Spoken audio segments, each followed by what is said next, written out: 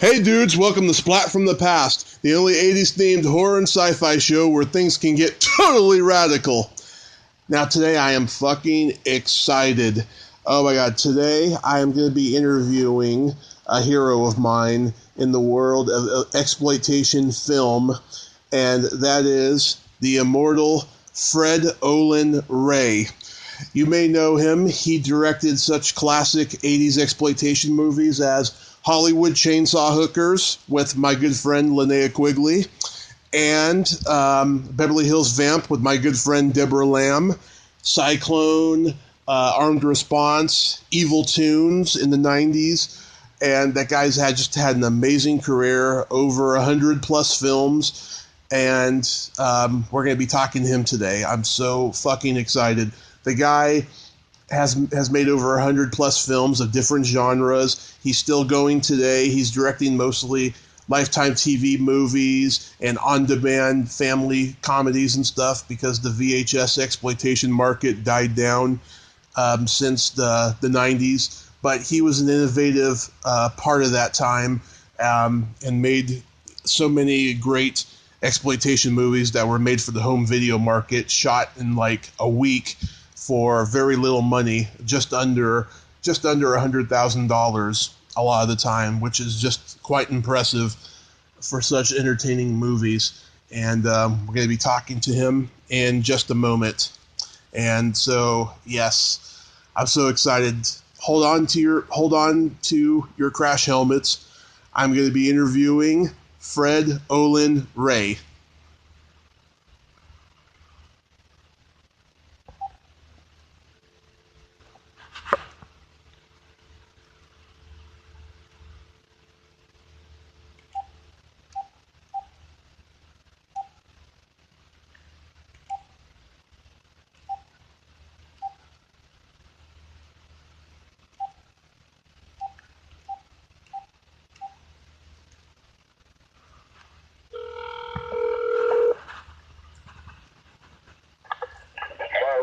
Hey, Fred. Hey.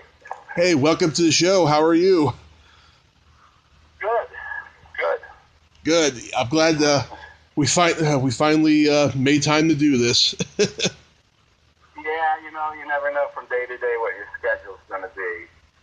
Yeah, it's very unpredictable. But I can't tell you what an honor it is because to me, you're the most innovative and pioneering exploitation filmmaker of all time. I mean, you were coming up in the age of the VHS era, and I used to watch your movies all chopped up on USA Up All Night back in the 90s. And I appreciate you for taking the time today, sir. Sure, glad to do it. Awesome. So, do you remember the first movie you ever saw that made you want to make films? I'm not sure because when I got interested in being in the film business, I saw myself as a makeup artist. Right. And I did growing up, I did a lot of makeup and science work and stuff like that. And I thought that that's probably what I would be doing. But I was always fascinated with the sort of Roger Corman school of film where people were making movies in 6 days. And, I was always fascinated by that because I thought, growing up in Florida, it seemed like something like that would never happen to a kid like me. Mm-hmm. But I thought if it ever did, I would probably be destined to to make a movie in 6 days because that sounded almost possible for somebody. And there were some independent filmmakers in Florida, so you did get the idea that you didn't have to be in California, to make a movie. You could make a movie anywhere. So I became very fascinated with films that were made locally and the people who made them. But I think even when I came to California, I'd already made Alien Dead. But when I came here, I went to work in custom props and stuff, and I was a sculptor, and I did Frankenberry and things like that. Right. But you're always out of a job, and you're always looking for a job, and there's not enough money, and you don't make enough to carry you to the next job. So I said, maybe I should, try to find a job that paid enough that if you didn't work for a while, you wouldn't be broke. And that turned out to be directing, and I guess I did Right. Yeah, I noticed a lot of filmmakers when they want to get into like horror and stuff, they start out with the makeup and then they work their way to making films.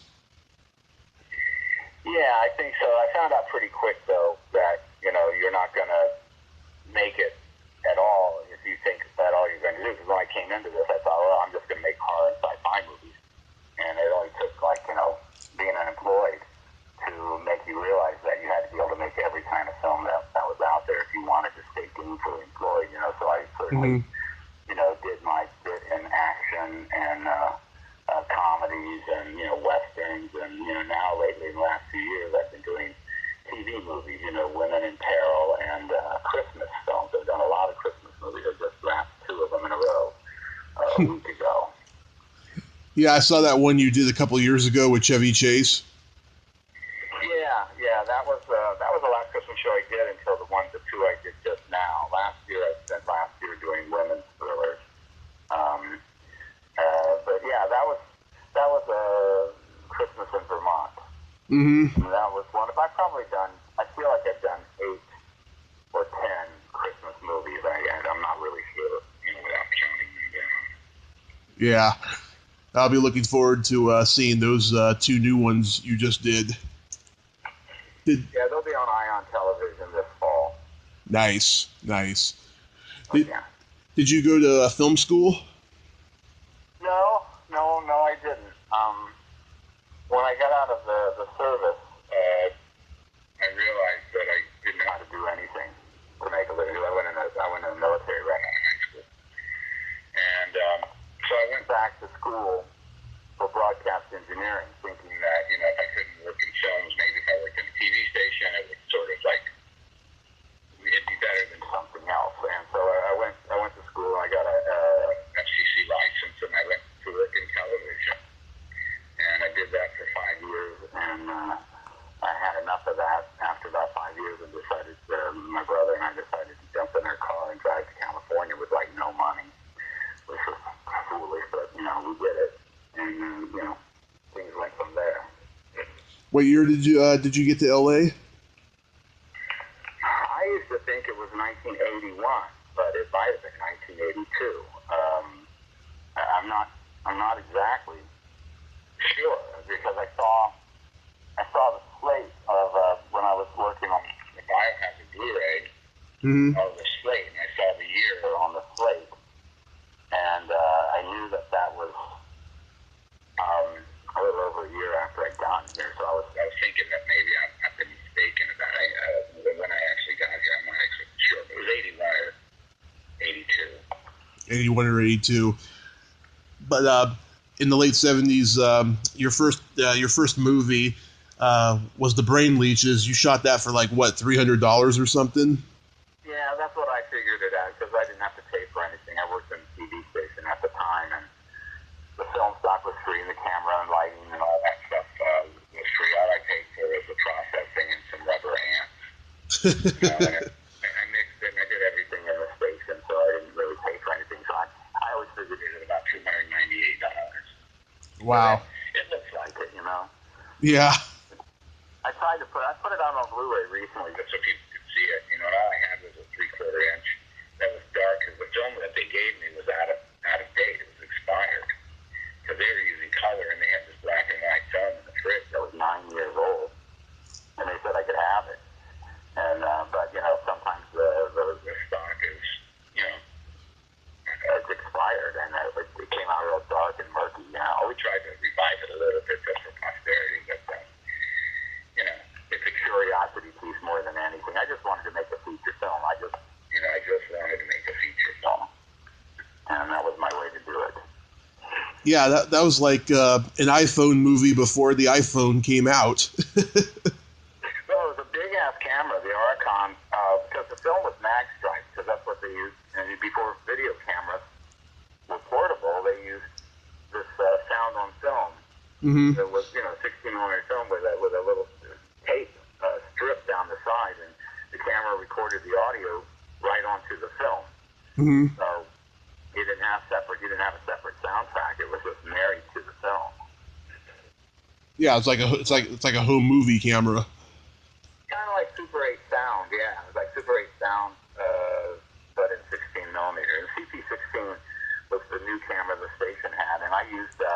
didn't use their camera, but I rented a CP16 when I did Alien Dead, and that's the camera I used for that film. Nice.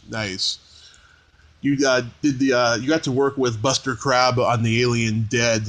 What was that experience like? That was like one of his last movies.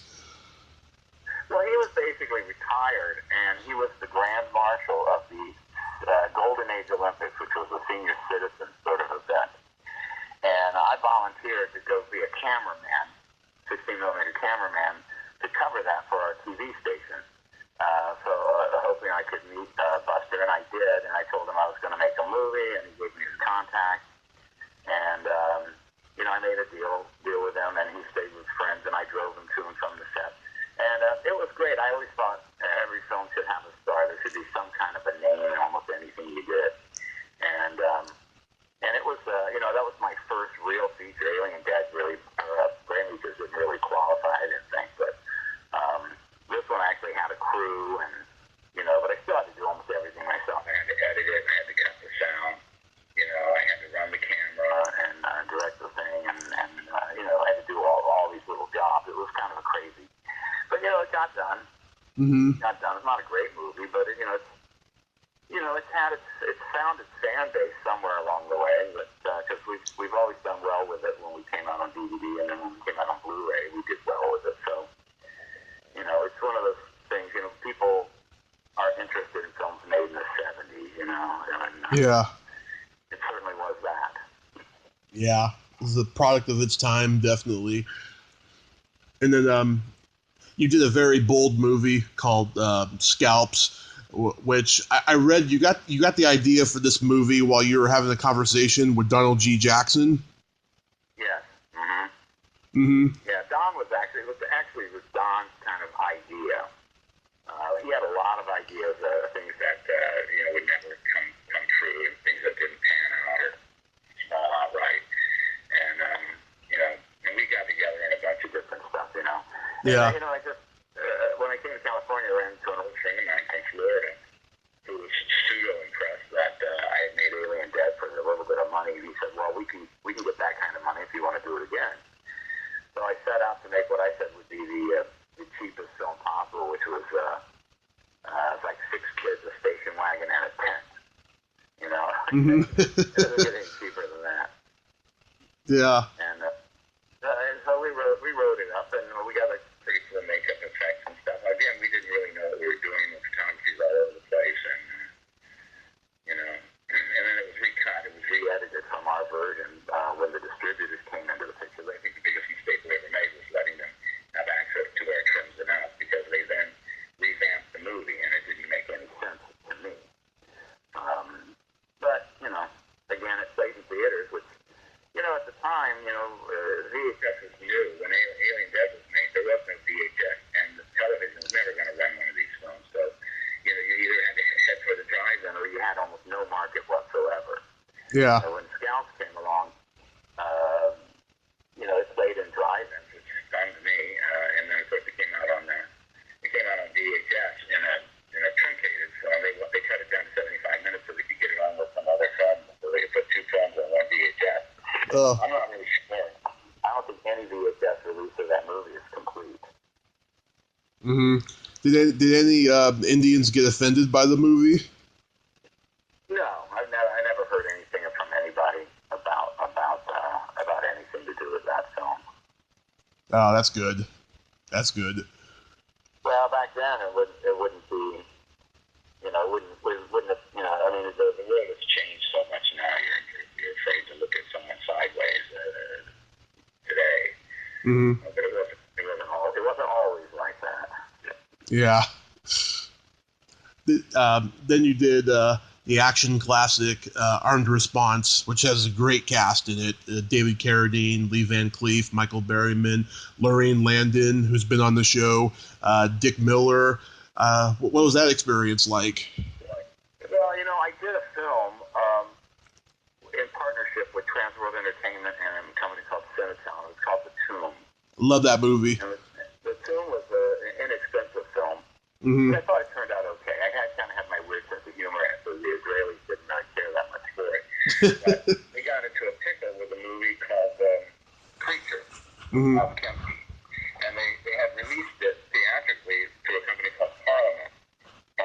a lot of money in that film, and then Parliament went bankrupt after releasing it and didn't pay them anything, so all of a sudden Transworld was way overextended.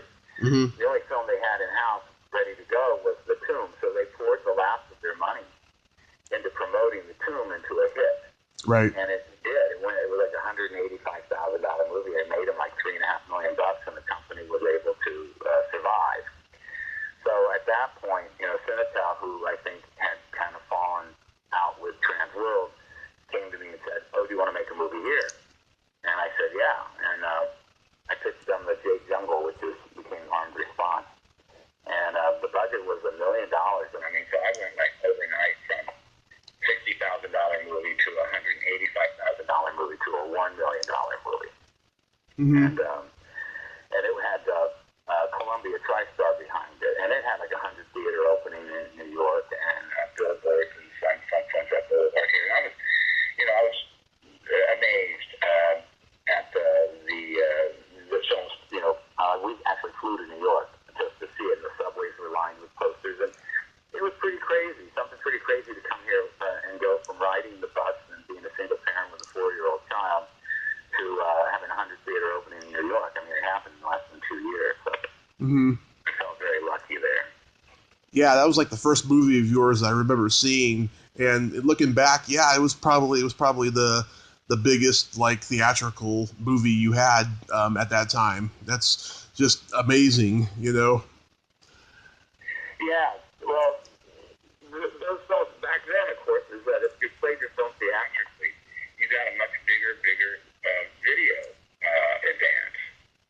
Mm-hmm. And I think they spent as much in prints and ads. I think that was part of the deal with Columbia Pictures, was that you had to spend as much in prints and ads as the film cost to make. So I think there was $1 million worth of prints and posters and newspaper ads and TV spots and stuff.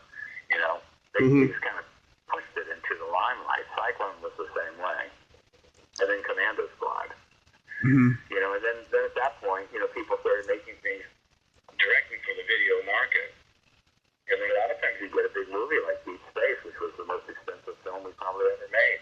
Mm-hmm. Go straight to video. But that happened because Transworld went belly up right after we made the film, and the film kind of fell into like receivership. Mm-hmm. Yeah, Cyclone. I like that movie. That was like Dar Robinson's last movie, right? Yeah, but technically, I guess the film he was killed on was his last film, which was $1 Million Mystery. But Mm-hmm. it happened right after we were done, which was tragic. Yeah. That thing in Cyclone was that we had Hunt Hall. That Hunt Hall in the valley there. Yeah. That to me, that's the kind of character. Martin Landau, Hunt Hall, had Michael Reagan, the president's son, had Tim Conway Jr., and Russ Tamblyn, Yep. Jeffrey Combs, Troy Donahue. I mean, it was a pretty good cast. Yeah, I mean, one of the things that you're known for, you like to cast people but whose careers were huge, the mainstream, and then when they faded into obscurity, you made them, you gave them a second life. Well, I brought Robert Corey out of retirement for that film. Mm-hmm. And he went back to work. He might have made 20 other movies before he died after that. He hadn't worked in 10 years. And Martin Beswick, Mm-hmm. he hadn't worked in a long time. But I do it because I'm a fan, and I want to hang out with these people and ask things I want to ask them and talk to them about. And, and like I was a huge Hunt Hall fan, so I mean, it was, sometimes the casting can be your own personal little fanboy toy, if you play it right. Yeah. You had Martin Landau in there. How did you get him? We've been trying to get Martin Landau for years. We tried to get him in on Biohazard, and we had dinner at his apartment. He cooked for us. He was a really nice guy, but it had a non-union status, and he didn't want to rock the boat, so we ended up with Aldo Ray. Mm-hmm. But we knew Martin Landau on and off, so when the opportunity finally came along, it was just a phone call, a little meeting, and the deal was done.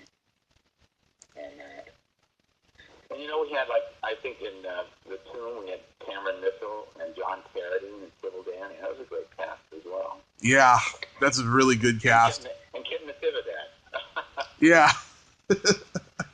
And wasn't that movie the first time you worked with Michelle Bauer? That's where I met her. Yeah, I met her on that film, and a lifelong friendship developed from that. She's just beautiful too. She's funny, and she could act. She was the best of the screen queen actresses, as far as I'm concerned. She actually was the most talented. She had great comedic timing. Oh, and she was so smoking hot, stunning to look at. yeah, I so agree with you. She's always been like one of my dream girls. And I've met Brink and Linnea, but I haven't met Michelle yet. I'd like to meet her someday. I'm a huge fan of Michelle Bauer, I'll tell you. She's a lot more reclusive than the others. But I think she did tell me she was going to go to Killer in New Jersey at Halloween. Mm-hmm. That's probably was the last show she did, because her and I did Killer 2 years ago or 3 years ago together. Mm-hmm. But, she comes out once in a while, but she never enjoyed the celebrity of it all. She didn't care about that. Her and her husband had a pavement parking lot striping company. I mean, that was really what they were all about, is running their own business. Yeah. Yeah. You guys did the immortal classic Hollywood Chainsaw Hookers, which has been a huge staple of my life since I was like in my preteen years. How did this movie come about, and why did you write it under the name of Dr. S. Carver? Well, that was a joke that referred to another movie. There was a movie called Bulletproof that I developed for Cinetel, and through a series of events, I ended up not directing and going over to Transworld for Commando Splat. And my friend Lee Langford, who had written the Bulletproof script, and the first thing that happened, they brought in a guy named Steve Carver, Mm-hmm. who had directed Lone Wolf McQuaid, I think, and he brought in his friend B.J. Nelson, and they just sort of like tore the script apart and made their own version of it. And we were a little sore about it still, so I wrote Hollywood Chainsaw Hookers, and Lee Langford, he did a rewrite on it, so we decided that we would take a credit as B.J. Nestle's and Dr. S. Carver for Steve Carver. Mm-hmm. And we would put a card after it, so that screenplay drastically rewritten and improved upon by, and we put our names. It was just a joke. Yeah. Just a gag, Mm-hmm.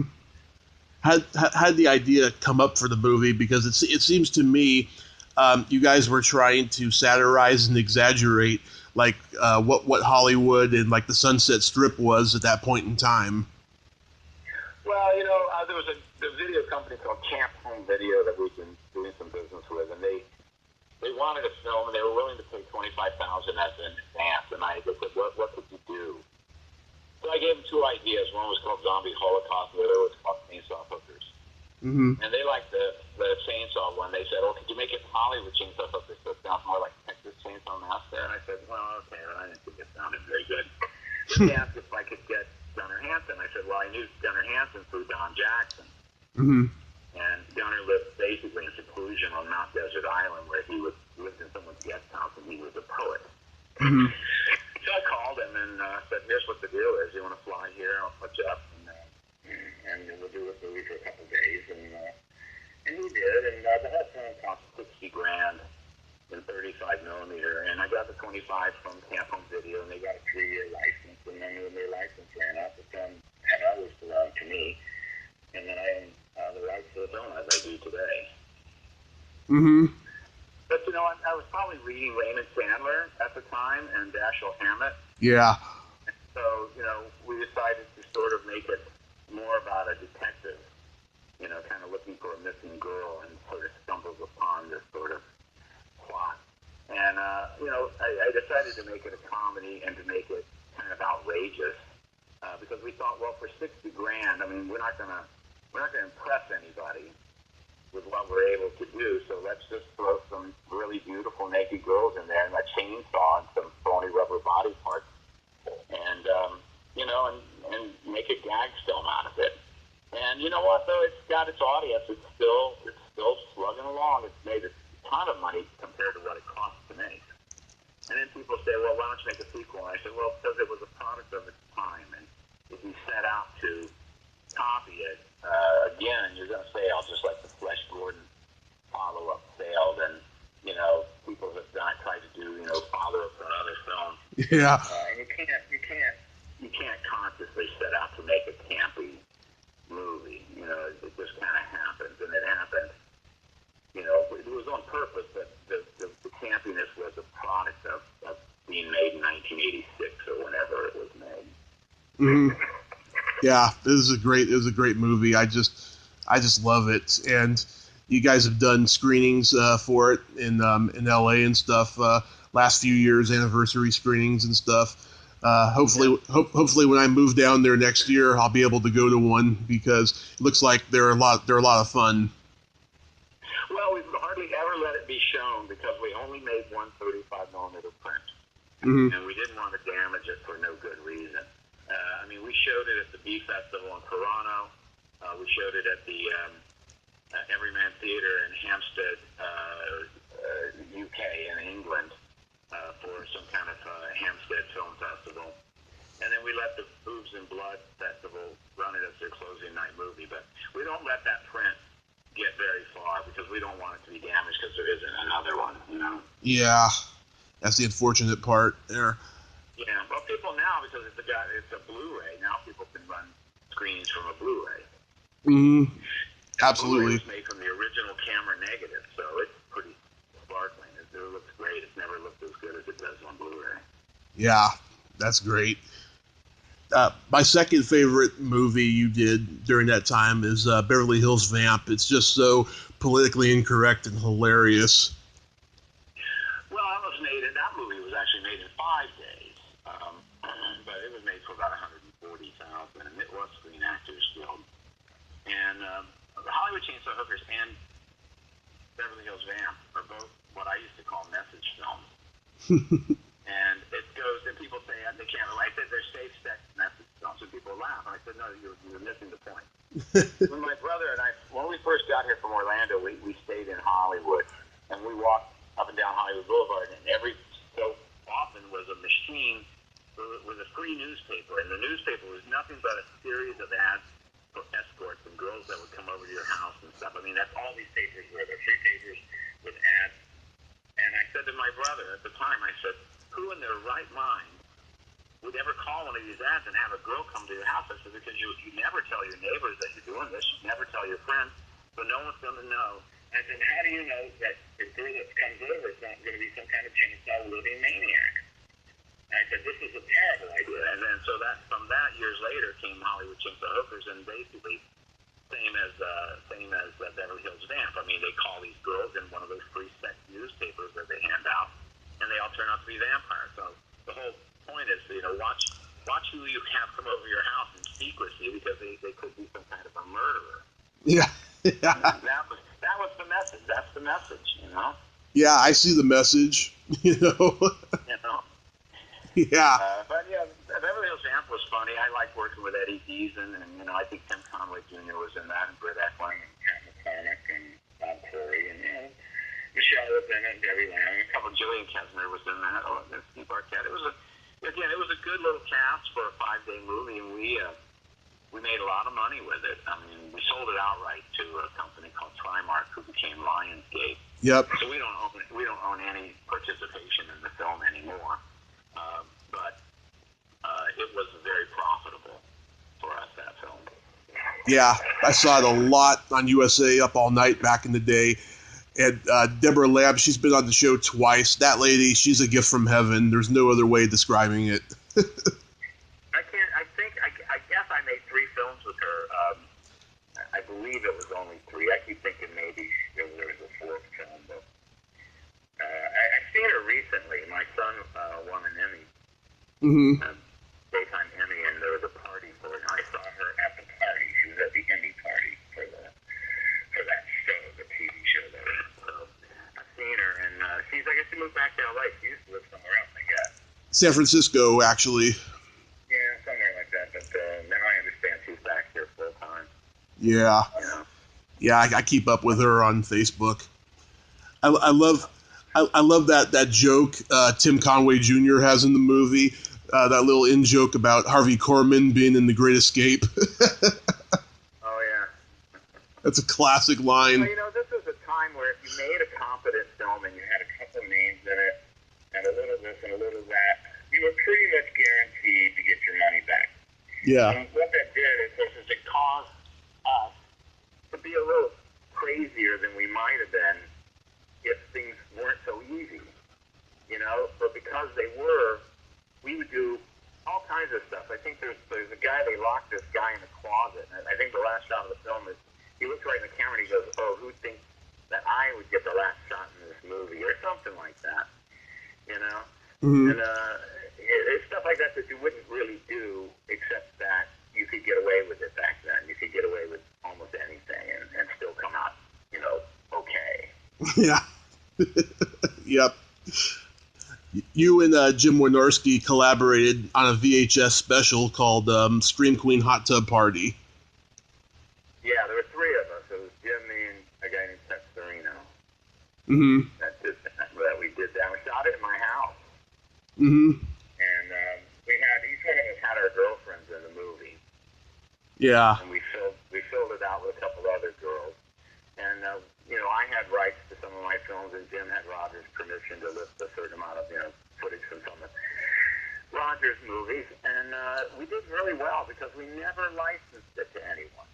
We never licensed the VHS. We sold them ourselves. We manufactured them and sold them out the door ourselves.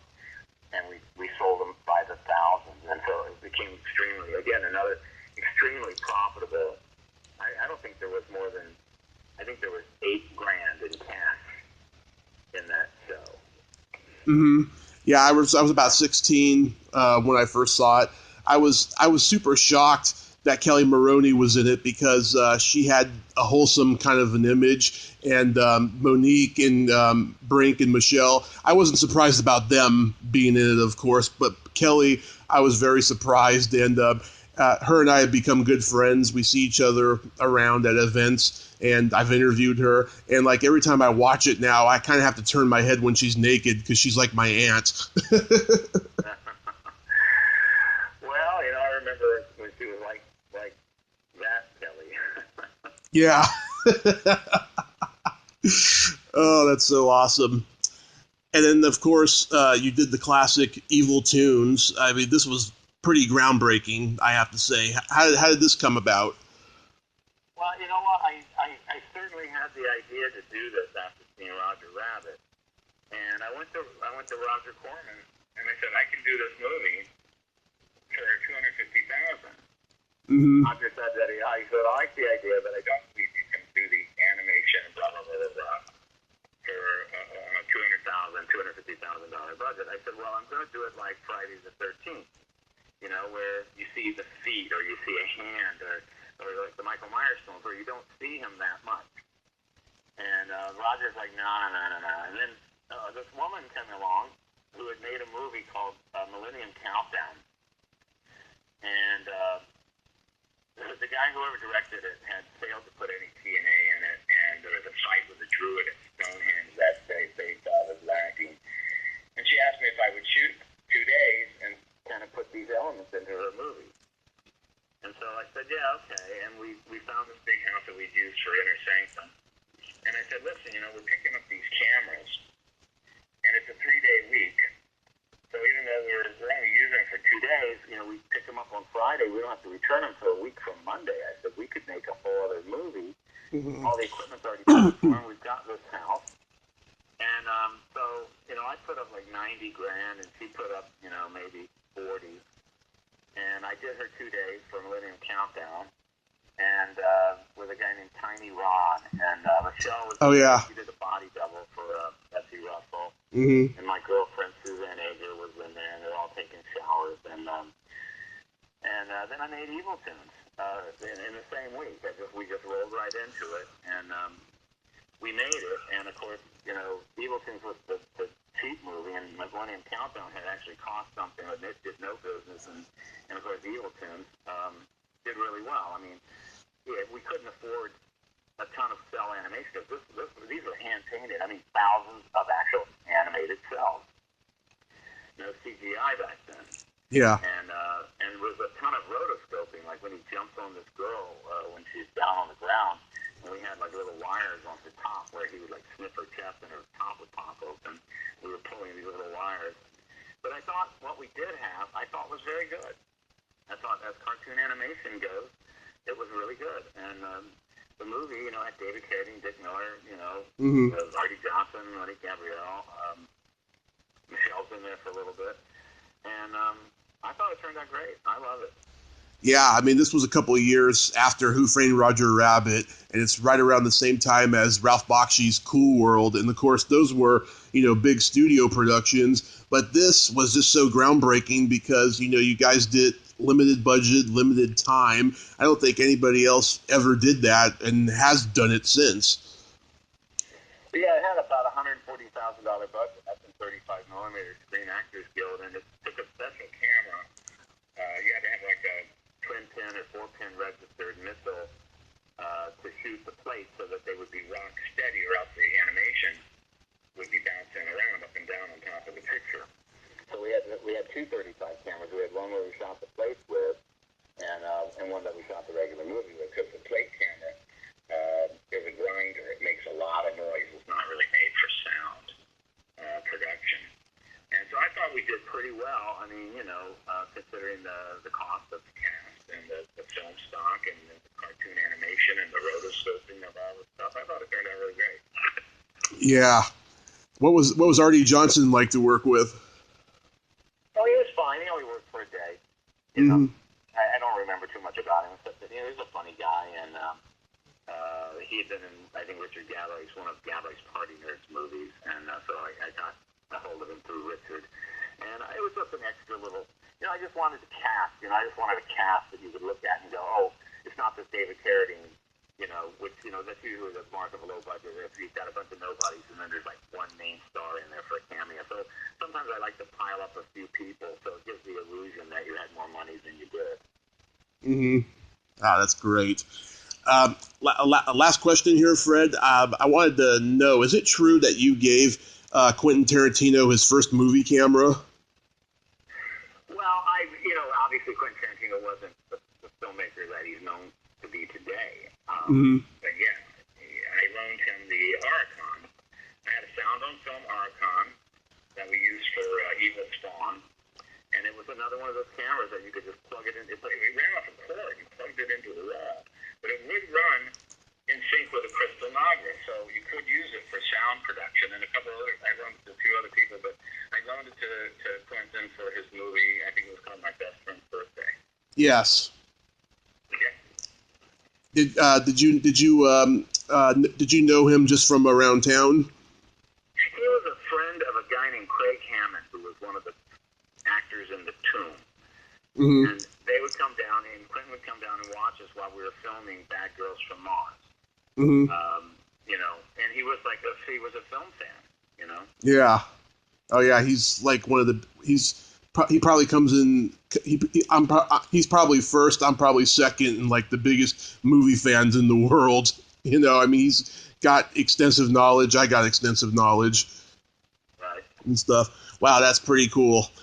Well, Fred, even though we didn't get to talk about Bad Girls from Mars and The Shooter, I want you to know I love those movies too. And I truly appreciate you taking the time to gab with a movie buff like me.